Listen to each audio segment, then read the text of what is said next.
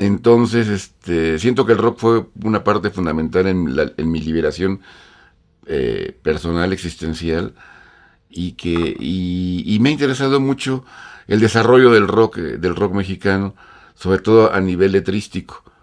Entonces yo creo que hubo una época, sobre todo a principios de los 80 y hasta la fecha, donde hay excelentes letristas como Jaime López, como Gerardo Enciso, como Armando Palomas, como Roberto Ponce, sobre todo los que están en el ámbito más cerca de la música rupestre, el llamado rock urbano, rock rupestre. En la contracultura pienso que hay mejores artistas, mejores músicos, mejores cantantes que lo que vemos oficialmente en la televisión. Yo considero que, por ejemplo, para ir rápido, Gerardo Enciso y Jaime López son superiores, pero en todo a, no sé, a Juan Gabriel, a Luis Miguel, guardando las comparaciones, bueno, Luis Miguel ni es compositor, no, más bien es el rey de los covers, ¿no? Desde de Maximiliano a la fecha. Entonces, a lo que voy es que Juan Gabriel con todo ahí su dominio musical y no sé, pero no tiene las letras de un Jaime López, ni la armonía, ni la calidad de un Gerardo Enciso, nada más para ponerse dos ejemplos, habiendo otra buena cantidad de músicos. Entonces ya ves que estoy en ocasiones en el foro Alicia, me siento privilegiado y digo, ¿cómo aquí habemos 100, 150 privilegiados que estamos oyendo esto y el resto que está afuera y que viendo la televisión ni siquiera sabe que esto existe, ¿no? Y creo que realmente en la contracultura es donde se da lo más importante a nivel todo, a nivel pintura, a nivel cine, a nivel teatro, a nivel música. Y a mí me interesa sobre todo, algo que me gusta, no sé por qué, eso no lo he descubierto el por qué, es como captar a los grupos o a los solistas que van a ser famosos. Eso me gusta mucho. En el caso de Rodrigo, por ejemplo. Incluso de Three Souls in My Mind. No es que el Three Souls no fuera famoso cuando yo los conocí, y era famoso, pero no la fama que agarró después con el Tri. De alguna manera me tocó el Three Souls en la vanguardia. Me tocó Rodrigo cuando empezaba. Con ese espíritu grabé las ultrasónicas pensando que iban a durar más y que, bueno, lástima que se separaron, pero también ese fue el espíritu un poquito como a la Trevi, un poquito adelantarme a la consagración. La Trevi ya era la Trevi desde luego, pero aún así fue su mejor época finalmente. Entonces como que tengo cierta predilección me gusta como adelantarme al futuro. Las mujeres yo creo que serían como una obsesión en mi vida. No una obsesión, una obsesión sería feo, ¿no? No sé qué sea. Pero sí yo creo que las mujeres han formado una parte muy importante. Y van, pero no van como tema, van como implícitas. Bueno, a veces como temas, porque tengo varios documentales sobre mujeres. Con Ofelia Medina tengo Ofelia Medina del Super 8, El Ángel de la Paz, con Gloria Trevi, Nuestro Ángel de la Guarda, con las Ultrasónicas 3 documentales. Lo que pasa es que a Ofelia Medina le agarré la palabra. Ofelia acaba de filmar con Manuel Michel Patzi, mi amor. Y Ofelia me dijo, vio mi película Todos los caminos van a Nexas y me dijo que le había gustado. Me dice, a ver cuándo hacemos algo. Creo que a los 3 días yo ya le estaba hablando para hacer algo. Y se portó muy bien Ofelia porque nos fuimos a Acapulco con ella. Ya estaba haciendo Lucía Sombra, que era una telenovela ya era conocida Ofelia Medina y de alguna manera, aunque era 71, pero eran 2 años de que había hecho muchas cosas. Y se portó muy bien con nosotros. Filmamos un fin de semana en Acapulco. Pasamos por ella. Nos fuimos en un bochito todos apretujados hasta Acapulco con ella. No sé cuántas horas hicimos. Llegamos a medianoche. Todavía ella fue a reventar. Más que nosotros. Yo iba con una chava que hasta le dije, a ver qué hacemos ahorita. Y me dice, ¿para qué tú vienes con ella? Que no sé qué fue. Grave error del director. No intimidar con la actriz principal para hacer preparar el personaje para el día siguiente. El caso es que al día siguiente a las 8 de la mañana la única que estaba era Ofelia y yo llegué incluso como 8, 5, 8 y ya estaba ella ahí. El demás equipo no, estaban dormidos, tardaron en llegar.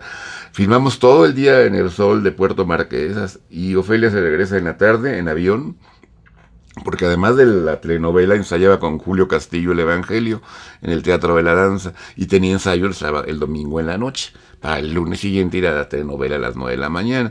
Ella pagó su avión de regreso y nos prestó todavía 100 pesos de aquel entonces para regresarnos para las casetas y la gasolina. Con 100 pesos regresa uno de Acapulco. Me interesa mucho la imagen sugerente de la mujer. Me interesa mucho como...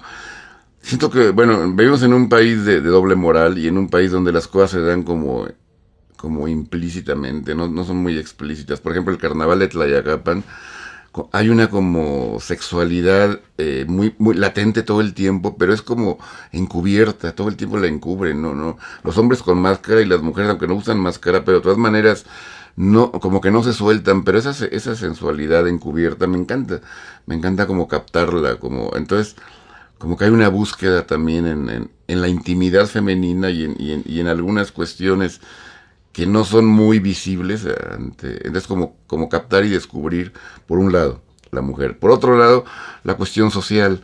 Yo creo que algo que no que el primer libro que a mí me recomendaron en el CUEC y el primer libro que yo leí en el CUEC fue Método y Materialismo Dialéctico, lo cual agradezco porque desde ahí, ya va fue 68, desde ahí mi pensamiento creo que es claro y científico, desde el 68, gracias al CUEC, y he regido mi pensamiento desde el materialismo dialéctico. Yo no he cambiado de opinión. Creo que por ahí va la onda y no veo otra porque es la única forma científica de ver la realidad. Entonces, creo que eso va en mis videos de alguna manera implícita, esa forma dialéctica de ver la realidad. Entonces, ahí no es que yo quiera ser político, no, simplemente tengo una posición y creo que esa posición queda junto con la temática femenina y el rock como instrumento también liberador y como instrumento antisolemne y como instrumento de ruptura también, ¿no? Y de cuestionamiento, ¿no? Y de sensualidad también, que va unido a la mujer en este caso también. Mis peores películas, las malas, pero malas de verdad, son con actores profesionales. Tengo una que se llama ¿Qué tiempos aquellos?, que es pésima realmente. Yo no salí el día del estreno. Me quedé escondido atrás, me dio vergüenza, hasta que se fueron todos salí. Fue horrible esa película. Y sale Juan Ferrara, Enrique Guzmán, Ofelia Medina, Tamara Garina, Patricia Spíllaga, Juan Ferrara, no sé si ya lo dije, no sé cuántos salen, y la película es pésima. Y luego yo le doblé la voz a Juan Ferrara porque Juan no podía. Y me dice mi hermana que estaba en el estreno, que Elena Rojo, era la esposa de Ferrara, nomás lo volteé a ver cada que se oía mi voz, en lugar de la de él, lo volteé a ver como diciéndole, no mames, ¿qué es esto? Luego yo no salí, fue en la ANDA, en un concurso de la ANDA, se llamó ¿Qué tiempos aquellos? No, yo me quedé hasta que todo el mundo se fue. Y ese fue un fracaso. Y otro fracaso, porque fue una película que se llamó Superman cayó en Vietnam y Tarzán en Angola. Eso fue en San Cristóbal Las Casas. De ver la sala con 200 personas, que acabaron como 7. De estar yo en la cabina de proyección, como se iban y se iban y se iban y se fueron. Porque después, a los 2 años, regresé con un toque de rock y ya volví a recuperar en San Cristóbal mi fama mal perdida, pero fueron 2 fracasos espantosos y fueron con actores, con profesionales. Siempre que trabajé con actores profesionales, mala película.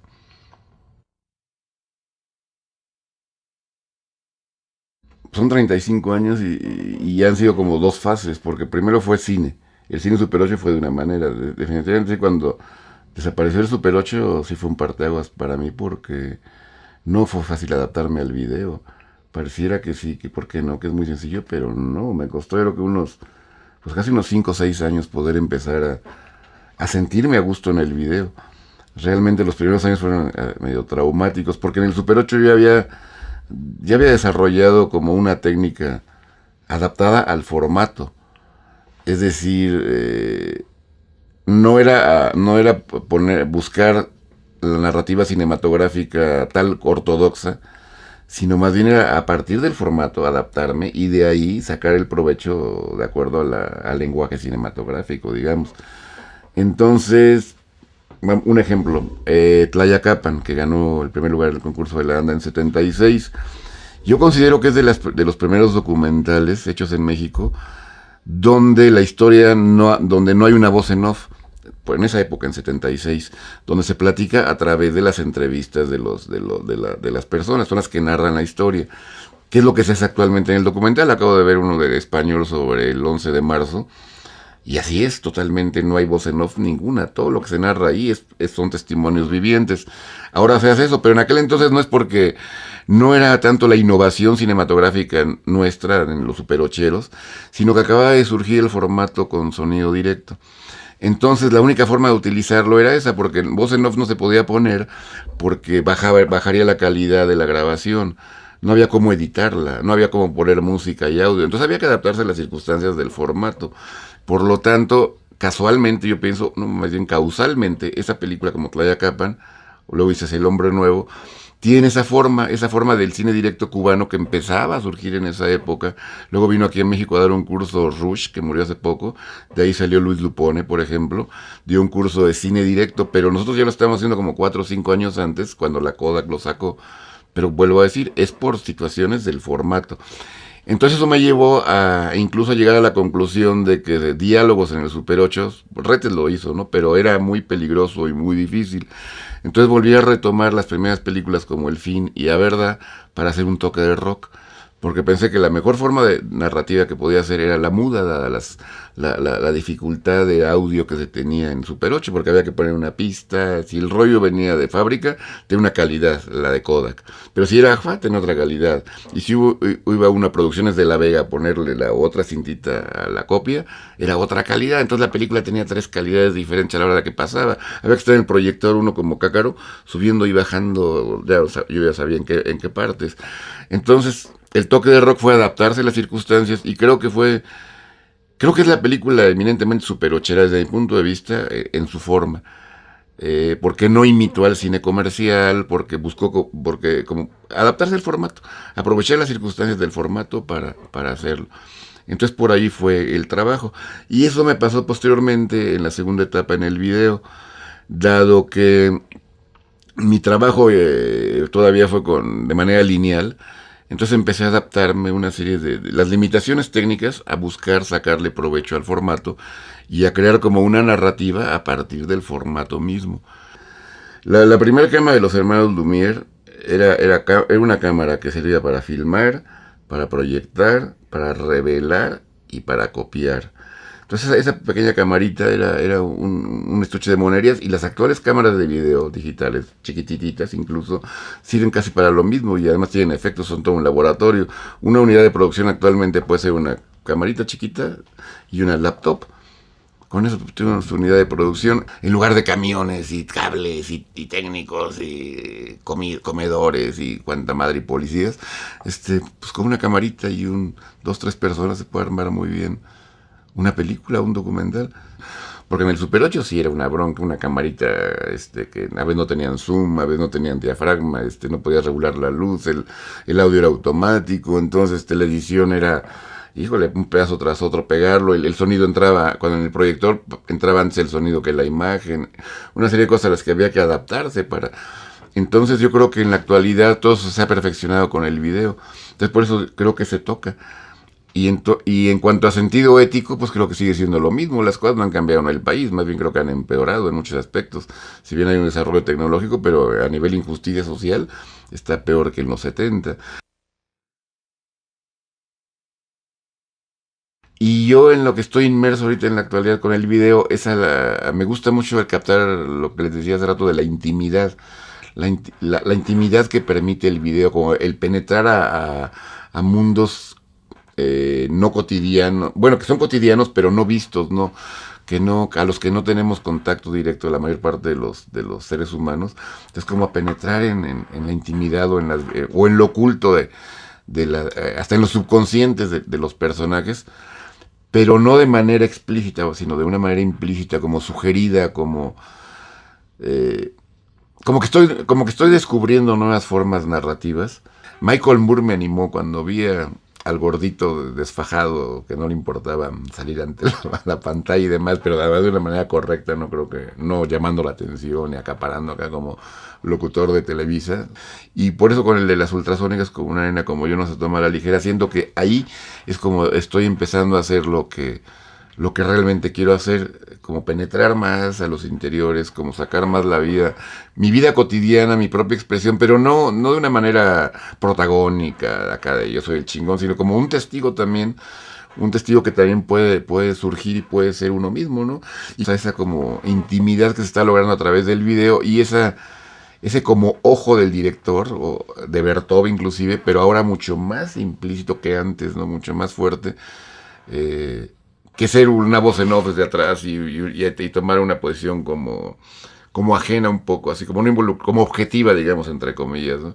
Sino creo que el director puede involucrarse más en la propia narración y en la propia historia como un protagonista, inclusive sin llegar a ser, vuelvo a insistir, protagónico y mamón acá de, yo soy Superman. Volvería a ser Super 8 si alguien me produjera, pero yo por mi cuenta no creo. Por eso hago así independiente y por eso trabajo con formatos pequeños, porque yo lo produzco. Y por eso vivo soltero, porque no hay mujer que resista un refrigerador lleno de rollos de Super 8 y que no hay ni huevos.